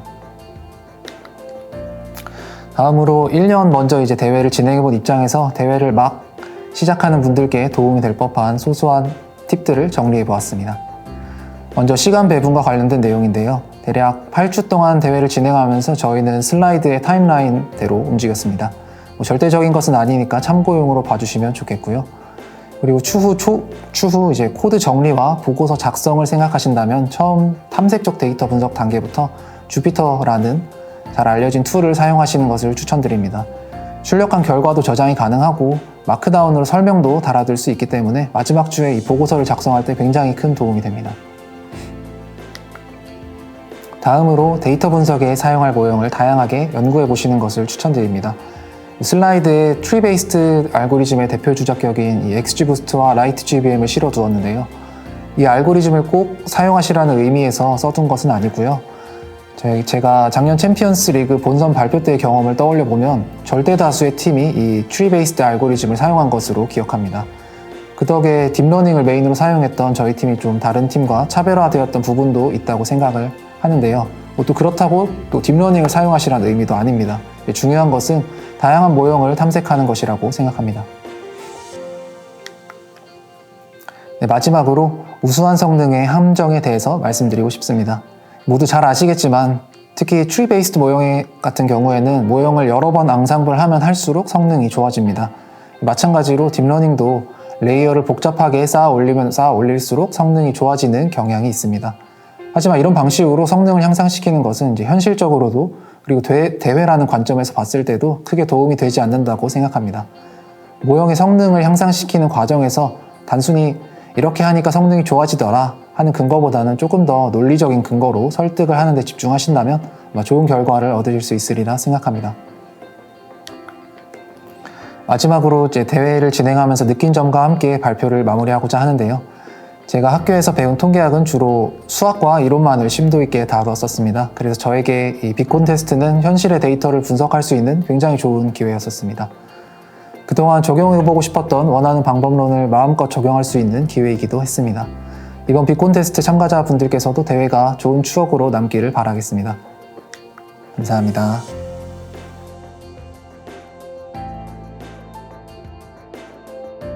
네, 안녕하세요. 2020 빅컨테스트 혁신 아이디어 분야 데이터 소개를 맡은 SK텔레콤의 김정선입니다. 여러분들 2020 빅컨테스트에 응모를 해주셔서 매우 감사드리고요. 반갑습니다. 여러분들 잘 아시다시피 빅데이터라는 것은 어떻게 정의를 내리고 있는가에 따라서 굉장히 다른 접근이 될 것 같습니다. 기존에 잘 알고 계시는 빅데이터에 대한 4V 개념도 있을 거고요. 또 데이터 분석 알고리즘에 관련된 이슈도 있을 것 같습니다. 그렇지만은 저는 저 나름대로 빅데이터는 이종의 데이터를 연결해서 새로운 가치를 만들어내는 일련의 프로세스와 분석 방법론이다라고 정의를 내리고 있습니다. 그리고 근본 빅컨테스트를 통해서 여러분들은 다양한 이종 데이터들을 연결해서 어떠한 문제 해결형의 분석 과제를 수행하는 그러한 특별한 경험을 하실 수가 있을 것입니다.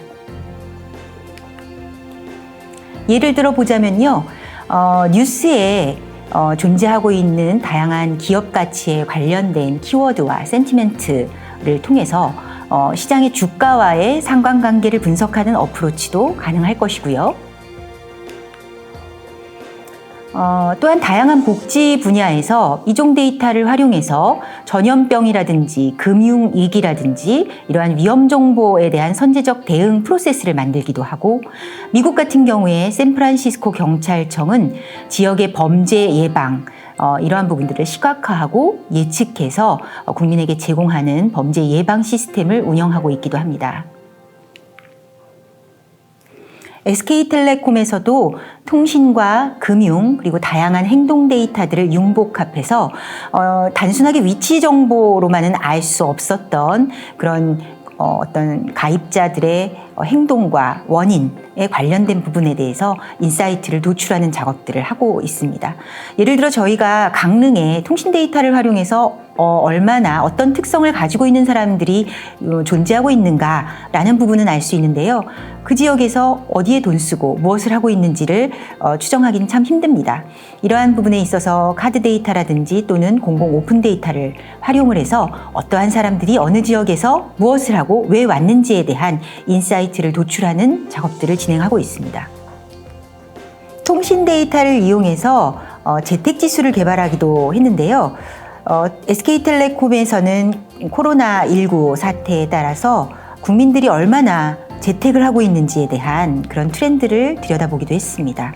1월 말부터 재택지수를 보게 되면은요, 첫 확진자가 발생한 시점으로부터 사망자가 발생하고 마스크 오부제가 시행되는 전 국민의 사회적 거리두기가 급진적으로 진행된 그 시점에 따라서 휴일과 평일 모두 재택지수가 급격하게 상승하고 있는 것을 보실 수가 있습니다.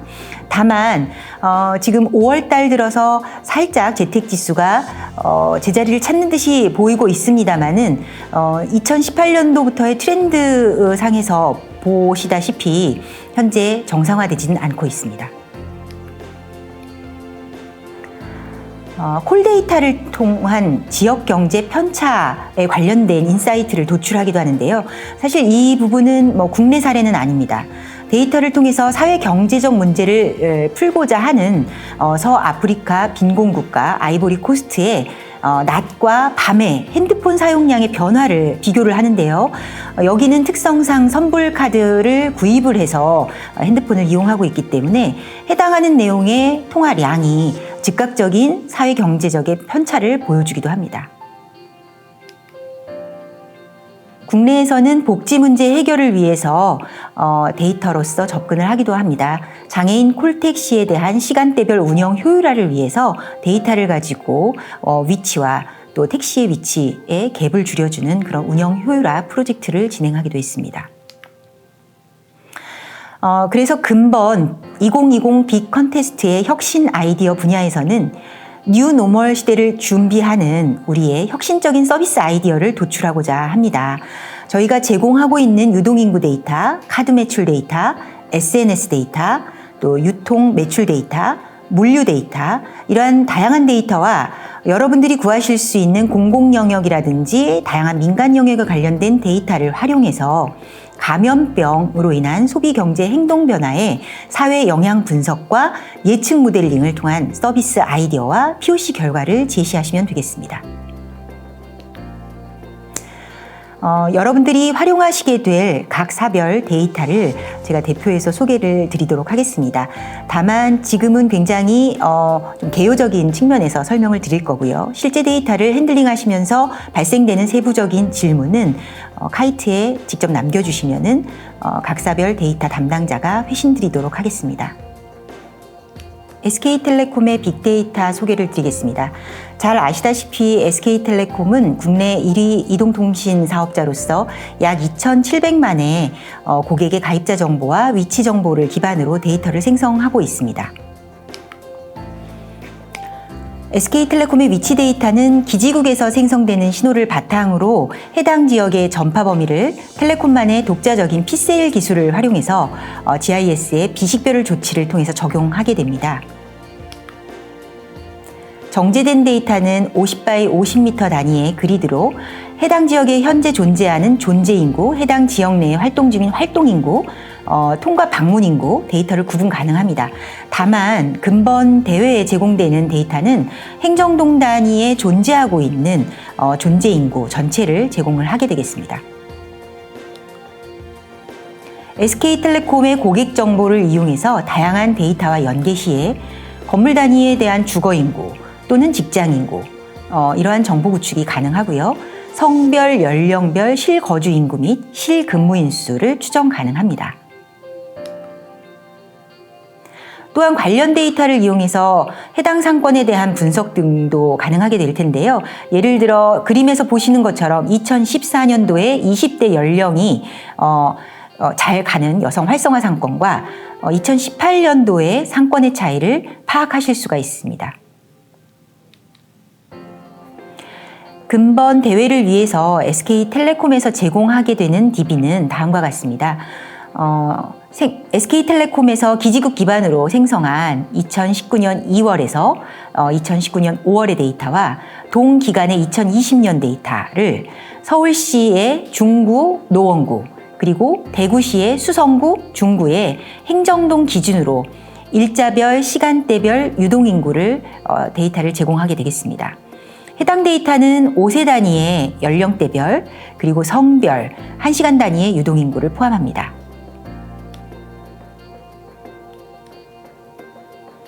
다음은 신한카드 빅데이터에 대해서 소개를 드리겠습니다. 신한카드는 2,100만 회원, 280만 개 가맹점, 월 카드 거래 3억 건 규모의 빅데이터를 기반으로 소비 주체와 시점, 장소, 업종 정보 등에 대한 활용이 가능하고 외국인 국적별 카드 소비 데이터를 제공해서 다양한 소비 패턴 분석이 가능합니다. 이러한 신한카드 빅데이터를 활용해서 여러 가지 지자체의 관광 정책 및 축제 성과의 정량적인 성과 분석 등을 제공을 하고 있고요. 또한 제공되는 외국인 소비 데이터를 활용해서 비자, 마스터, JCB 등 국제 브랜드사와의 제휴를 통해 외국인에 대한 국적별, 업종별, 시간대별, 소지역별 카드 소비 데이터 분석이 가능하게 됩니다. 근본 대회를 위해서 신한카드에서 제공해 주시는 데이터는 신한카드에서 생성한 SK텔레콤에서 제공하는 기준과 다 맞추게 되겠죠.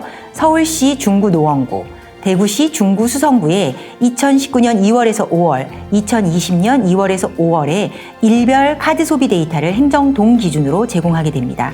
해당 데이터에 대해서는 내국인에 대한 행정동별 카드 소비 데이터, 외국인에 대한 행정동별 카드 소비 데이터, 그리고 행정동과 업종 코드에 대한 코드표가 동시에 제공이 됩니다.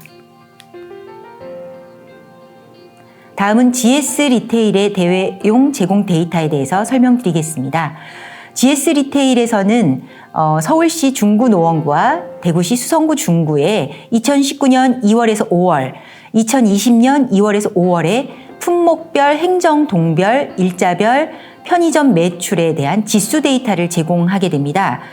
행정동별, 일자별, 편의점 매출 지수는 전체 카테고리를 100% 기준으로 했을 때 해당 카테고리가 차지하고 있는 비중을 기준으로 해서 제공이 됩니다.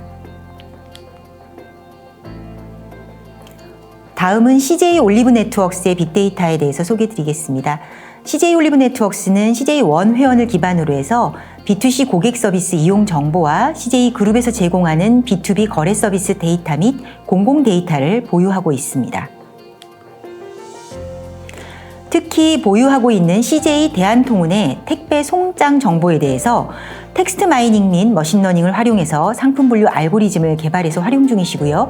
이러한 데이터를 활용하게 되면은 전체적인 온라인 유통 시장의 흐름을 파악할 수 있습니다. CJ 올리브 네트워크스의 물류 데이터 기반으로 상품 트렌드를 분석한 결과인데요. 개별 물류 데이터를 통합해서 상품별, 브랜드별, 지역별 가구 정보를 활용하면은 말씀드렸던 온라인 시장의 다양한 구매 패턴 분석이 가능하게 됩니다. 근본 대회를 위해서 CJ 올리브 네트워크스에서 제공해 주시는 데이터는 다음과 같습니다. 일자별, 행정동별, 카테고리별 물류 건수인데요. 말씀드렸던 동기간 2019년에 2월, 5월, 2020년에 2월, 5월을 기준으로 해서 대구 수성구 중구, 서울 노원구 중구 내 행정동 기준의 카테고리별 송장 건수를 받아보실 수가 있습니다. 다음은 와이즈넛 데이터를 소개해 드리겠습니다.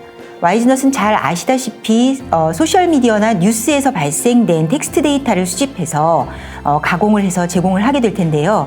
마찬가지로 2019년 2월에서 5월, 2020년 2월에서 5월까지 텍스트 미디어상에서 발생이 된 행정동 기준의 서울시 노원구 중구, 대구시 수성구 중구에 관련해서 포함된 채널에 대한 문서수, 그리고 월 단위 업종별 화제어, 키워드 이러한 부분들을 긍정, 부정으로 함께 게시량 데이터를 제공하게 되겠습니다.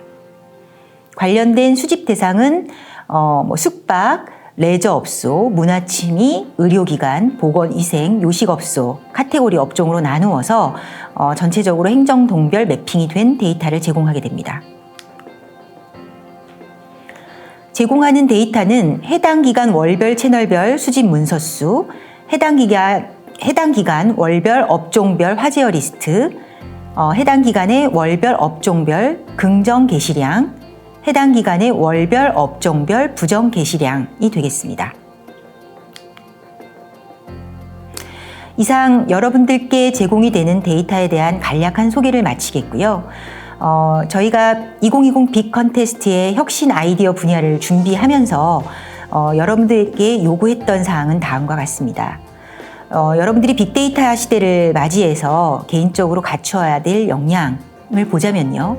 당연히 데이터에 대한 정제, 가공, 분석 능력이 필요할 것이고요. 특히 이 시장 그리고 커스터머에 대한 이해를 기반으로 해서 외부 데이터를 어떻게 결합해서 활용할 수 있을 것인지에 대한 창의적 접근이 필요할 것 같습니다. 그리고 빅 컨테스트에 대한 성공적인 POC 수행을 통해서 여러분들이 미래의 데이터 분석 전문가로서 역량을 갖추게 되길 바랍니다. 여러분들이 활용하게 되실 다양한 데이터에 대한 소스는 조금 이따가 조금 더 상세하게 설명을 드릴 예정이고요. 개방된 공공 데이터와 구성된 팀의 능력으로 구할 수 있는 모든 데이터를 상상하고요. 그리고 뉴 노멀 시대를 준비하는 언택트, 환경, 질병, 지역경제 활성화, 관련된 서비스 아이디어를 통해서 사회경제적으로 가장 영향도가 큰 문제를 도출하고 해당 문제를 해결하기 위한 데이터 플러스 알파를 통해서 유메이크한 접근을 시도하시길 바랍니다. 다양한 데이터를 구하실 수 있는 사이트를 소개해 드립니다. 공공데이터 포탈, 서울 열린 데이터 광장, 네이버 데이터랩, 오픈 데이터 포럼, 경기 데이터 드림, 그리고 데이터 스토어, 오디피아, 서울시설공단, SK텔레콤의 빅데이터 허브, 그리고 오피넷, 그리고 작년부터 진행된 정부 주도의 10대 빅데이터 플랫폼에서 제공되고 있는 데이터를 통합해서 들여다보실 수 있는 10대 빅데이터 플랫폼 통합지도 사이트가 여러분들한테 큰 도움이 될 것 같습니다. 여러분들의 좋은 성과를 기대합니다. 감사합니다.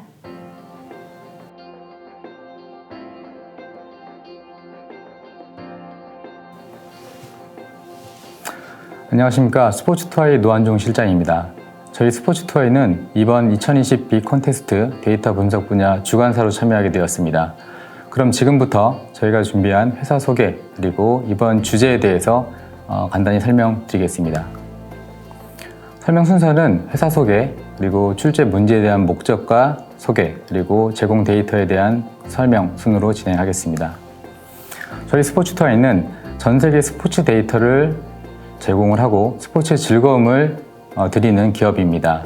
국내외 다양한 스포츠 종목, 야구, 축구, 농구, 배구 이러한 종목들의 데이터를 전문적으로 공급을 하고 데이터베이스 관리 및 솔루션, 시스템 서비스를 통해서 다양한 컨텐츠를 가치 있게 제공하고 있습니다. 프로야구를 좋아하시는 분들은 많이 아시는 분도 계실 겁니다. 저희는 KBO 공식 기록 통계 업체이기도 합니다. 저희 스포츠투어에는 전 세계 300개 이상의 리그의 데이터를 확보하고 다양한 채널에 서비스하고 있습니다. 그리고 30명 이상의 빅데이터 전문 인력, 그리고 단년간 쌓아온 데이터 가공 능력을 보유하고 있습니다. 아울러서 지난 20년 동안 스포츠 데이터 분야를 전문적으로 진입을 해서 사업을 하고 있는 업체로 안정된 시스템을 제공을 하고 있습니다. 저희 스포츠투어의 주요 사업은 6가지로 요약을 해볼 수 있습니다. 첫 번째로는 분석 사업입니다.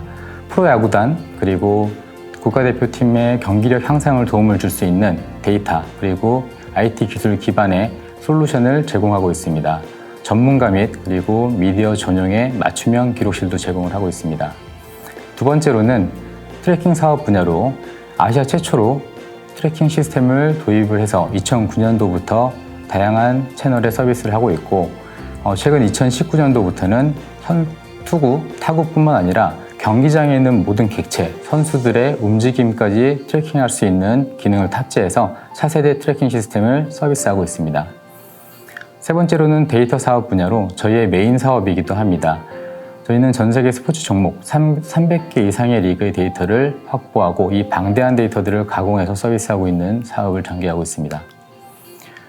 아울러서 차별화된 스포츠 콘텐츠를 바탕으로 모바일 웹, 앱 서비스 형태로도 서비스를 하고 있으며 AI 별도 조직을 설립을 해서 스포츠 및 엔터테인먼트 분야에서 첨단 ICT 기술을 가미한 콘텐츠를 제공을 하고 있습니다. 마지막으로 야구 아카데미 사업도 진행을 하고 있습니다. 첨단 장비 그리고 코칭 시스템을 통해서 엘리트, 사회인 그리고 클럽 선수들을 육성을 하고 있습니다. 저희는 KBO를 비롯해서 국내외 50개 이상의 파트너사들과 협력을 하고 있으며 80개 이상의 채널에 동시 서비스를 하고 있습니다. 저희는 이번 2020 빅컨테스트 데이터 분야에서 KBO 정규 시즌 팀별 승률, 타율, 그리고 평균 자책점 예측이라는 주제를 제공해 드리고자 합니다. 많은 KBO 팬들이 말씀해 주시는 부분이기도 한데요. 시즌 전체의 결과에 대해서 궁금하기도 하지만 불꽃 튀는 순위 경쟁을 벌이게 되는 마지막 한 달, 이 한 달 동안에 내가 좋아하는 팀, KBO 팀이 어떤 성적을 낼 것인가라는 내용에 대해서 큰 관심을 갖고 있는 것 같습니다.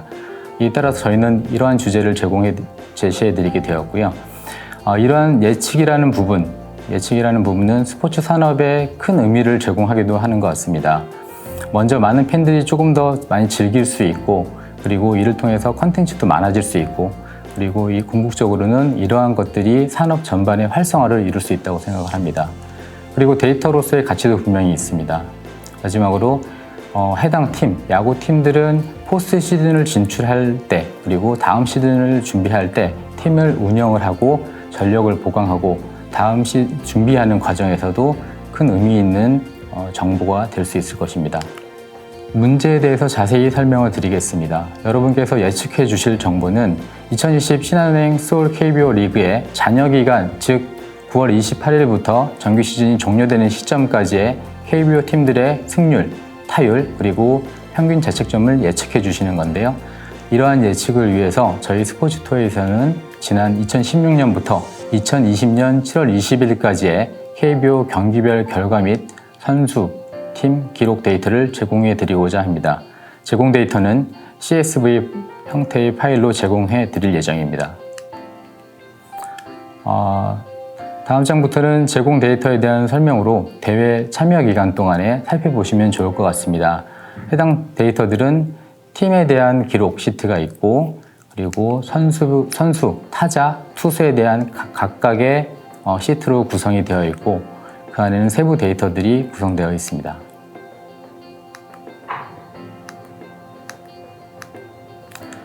저희가 제공해드리는 데이터로 이 경진대회를 참여하시고 예측을 하실 수 있겠지만 추가적인 데이터가 필요하시는 경우도 있을 것 같습니다.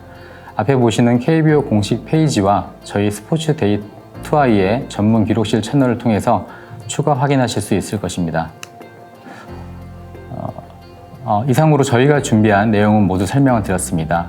2020 빅컨테스트 많은 분들의 관심과 적극적인 참여 부탁드리겠습니다. 감사드립니다.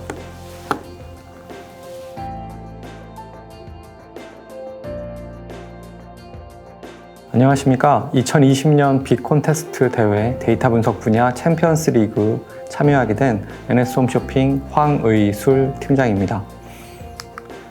순서는 티커머스에 대한 소개, NS 샵플러스 소개, 문제 출제 목적, 문제 설명, 제공 데이터 순으로 말씀드리겠습니다. 먼저 티커머스에 대한 간략한 소개 말씀드리겠습니다. 텔레비전 커머스라는 뜻의 티커머스는 현재 유통 트렌드의 변화에 대응하고자 합니다. 현재 멀티 채널의 유통에서 옴니 채널의 유통으로 변화하고 있고 온 디맨드라는 소비자 중심 유통의 혁신적인 산물로 전환 중에 있습니다. 여기에서 온 디맨드 관점, 그렇다면 고객 중심 관점의 티커머스는 어떤 방향으로 가고 있느냐?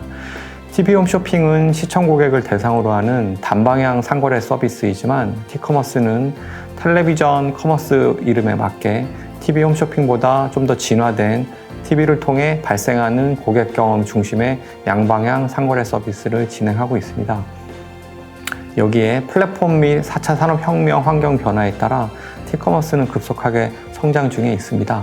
플랫폼은 IPTV, 케이블 TV 등 셋탑박스를 사용하는 유료 방송 가입자 2,900만 가구를 대상으로 셋탑을 활용하는 높은 수준의 커머스 서비스 환경을 조성을 하고 있고 4차 산업혁명 기술에 따라 핀테크 결제, IoT, 빅데이터를 활용한 상품 큐레이션, AI로 활용한 대화형 커머스, 클라우드 등 양방향 고객 맞춤 온디맨드 서비스가 가능합니다.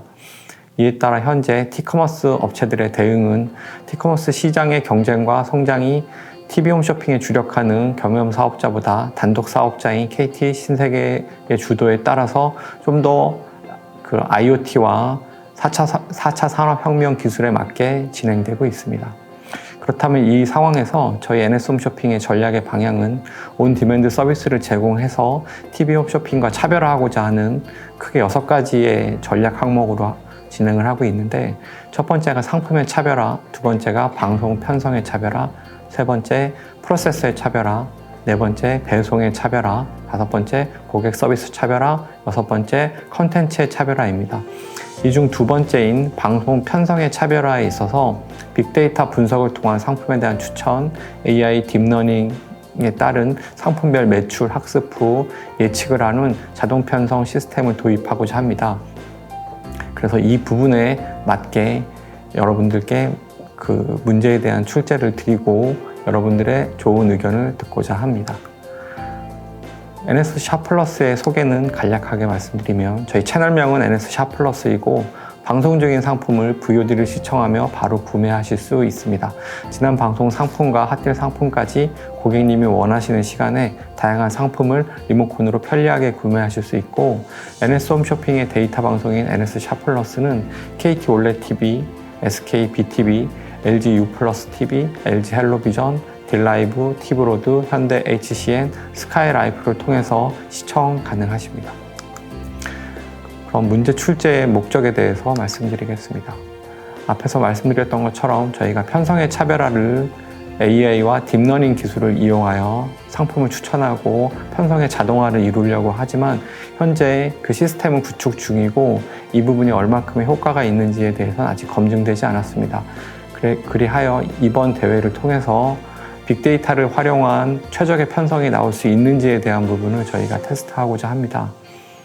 현재 저희가 봄, 여름, 가을, 겨울 시즌별로 운영 상품 및 카테고리는 반복되고 있는 상황입니다. 각 시즌에 맞게 상품에 대한 카테고리는 반복되는 상황이지만 외부 요인인 날씨, 사회 이슈, 올 2020년 같은 경우는 상반기에 코로나19 등의 상황 등, 언택트의 상황 등의 그 사회 이슈에 따라서 많은 변화가 있었는데요.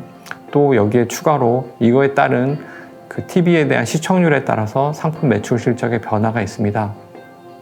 그래서 내부 요인에서는 고객 니즈의 상품력, 다음 그 시즌별 상품의 변화가 내부의 요인이고 외부의 요인은 기본적인 첫 번째는 날씨입니다. 외부 기온과 강수량에 따라서 고객들이 TV를 시청하는 패턴이 달라지고 또 사회 이슈, 2020년에 아까 말씀드렸던 코로나19 언택트의 상황에 따라서 매출에 대한 추이와 고객들의 시청률의 추이가 변화가 있습니다. 이런 두 가지 요인의 합쳐진 요인들이 시청률로서 고객 채널에 대한 유동성, 체류 시간으로 그런 외부 요인에 달라지고 있고요. 이런 내부 요인과 외부 요인이 합쳐져서 상품 매출 실적이 나타나게 됩니다. 이런 부분들을 합쳐서 프로그램 매출 실적을 사전에 예측하고 대응하고자 하여 이 문제의 출제에 목적을 두었습니다. 그런 문제에 대한 설명을 드리겠습니다. 주제는 NS-플러스 판매 실적 예측을 통한 편성 최적화 방안의 도출입니다. NS-플러스 편성 데이터를 활용하여 2020년 6월 1일부터 30일까지 프로그램 상품 판매 실적을 예측하시고 이 예측한 실적에 따라서 최적 수익률을 고려한 요일별, 시간대별, 카테고리별 편성 최적화 방안을 제시해 주시면 됩니다. 현재 화면에 보여주고 있는 저 표와 같이 저희가 방송 일시와 상품에 대한 코드, 상품명, 상품군, 카테고리, 그다음에 노출 시간, 판매가 등을 정보를 알려드리고 이 정보에 대한 것을 기반으로 이 상품의 취급액, 그러니까 취급액은 판매 단가를 주문량으로 곱한 것이 취급액인데 이 취급액에 대한 데이터를 추정을 하시고 그 후에 이 추정한 상품 실적에 따른 요일별, 시간대별, 카테고리별 편성의 방안을 제시해 주시면 됩니다. 제공 데이터입니다. 제공 데이터는 먼저 내부적인 요인인 아까 말씀드렸던 실적에 대한 부분을 데이터로 저희가 2019년 1월부터 2019년 12월 말까지 1년의 각 프로그램별 매출 실적 데이터를 드리겠습니다. 이 데이터는 봄, 여름, 가을, 겨울 각 시즌별의 모든 상품의 데이터가 포함되어 있기 때문에 각 시즌별 어떤 상품들이 어떻게 매출 추이가 발생을 하는지, 어떤 상품들이 많이 방송을 하고 고객들에게 노출이 되는지 아마 확인하실 수 있는 데이터가 될 거고요. 또 외부 데이터로서는 요일별, 시간대별, 분단위 시청률 데이터를 제공해 드리겠습니다. 이 데이터를 통해서 이 시간대에 어떻게 시청률의 변화가 있는지를 확인하실 수 있습니다. 예측에 대한 시점은 2020년 6월 1일부터 30일 프로그램별 분당 실적을 예측하시면 됩니다. 그럼 실적 데이터에 대한 부분입니다. 데이터 구성에 대한 상세는 상품별 과거 실적, 상품별 연속 편성 횟수, 또 편성 부는 상이할 수 있습니다. 판매가와 카테고리 정보를 제공해 드릴 겁니다. 1년치에 대한 데이터를 지금 보시는 예시와 같은 표의 형태로 상품명, 상품군, 판매가, 방송 일시, 편성분, 실적을 드릴 거고요. 이 1년치 실적을 데이터를 기준으로 해서 2020년 6월 1일부터 30일까지의 실적을 예측하시면 됩니다. 그 예측 상품 중 판매가가 0인 프로그램은 실적에서 그 실적은 예측에서 제외해 주시면 되고요. 예측 상품 중 과거 실적이 없는 경우는 유사 카테고리 혹은 동일 머더 코드로 예측하시면 됩니다. 그래서 저희가 제공해 드리는 그 표 예시에 보시면 맨 앞에 머더 코드라는 부분이 있는데 이 머더 코드를 기준으로 상품을 동일한 상품군의 경우는 비슷한 상품의 경우는 머더 코드를 동일하게 공유하고 있기 때문에 이 머더 코드를 통해서 예측하실 수 있도록 도와드리고 있습니다. 외부 데이터는 시청률 데이터를 드릴 예정이고요. 시청률 데이터는 보시는 예시와 같이 2019년 1월 1일부터 2019년 12월 31일까지 시간대별 분단위 시청률로 제공할 예정이고 이 데이터는 TNMS 시청률 데이터를 통해서 제공이 됩니다. 그 외 외부 요인인 날씨 정보는 기상청과 K웨더를 통해서 과거 날씨를 확인하시면 되고요. 또 이슈에 관련된 각 시즌별 또는 여러 가지 사회 환경에 따른 이슈에 대한 정보는 2019년 1월부터 12월까지의 각 언론 매체별 뉴스를 활용하시면 됩니다. 마지막으로 평가 방법입니다.